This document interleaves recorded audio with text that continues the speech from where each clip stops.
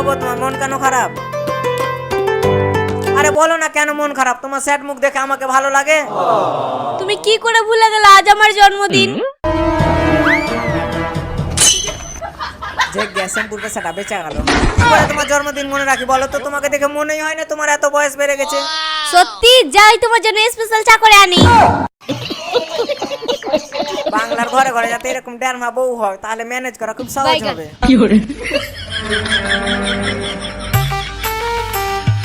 বলো চা কেমন হয়েছে? কি করে বলবো, এখনো তো আমি চাই খাইনি।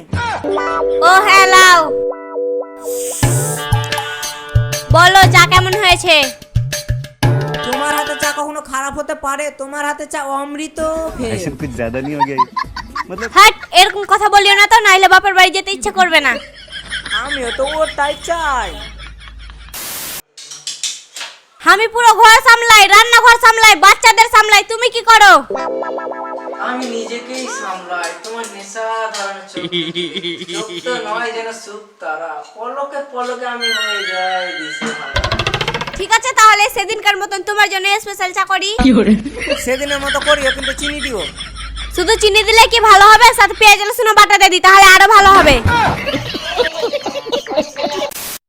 কই জি শুনছো? আরে গিন্নি তোমাকেই বলছি। বলো কি বলবা? পাশের বাড়ির ভাবির ভাত আর 5 ইঞ্চি টিভি এনে দিয়েছে, তুমি একটা আমাকে এনে দাও। 500 ইঞ্চি? ওর বাড়ি তো 400 ইঞ্চি, 500 ইঞ্চি টিভি রাখলে কোনঠে? 500 ইঞ্চি লয়, মনে হয় 50 ইঞ্চি। 50 ইঞ্চি টিভির খবরটা পেয়ে নিল, আর ওই পাড়ার কামাল দুটা বিয়ে করলো ওই খবরটা। যাই হোক, আর যার বাড়িতে এত সুন্দরী বই আছে সে শুধু শুধু টিভি দেখে কেন সময় নষ্ট করবে? কেন যে 50 টাকার মেকআপ করতে গেল 50 ইঞ্চি টিভি লস হয়ে গেল। যাই হোক, সুন্দরী তো কহেছে।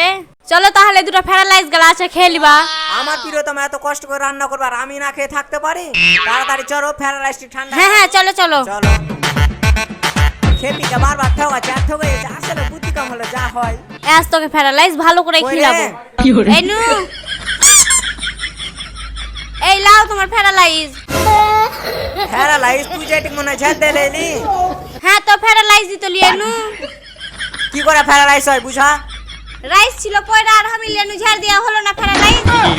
আহ! এলই হ্যাঁ।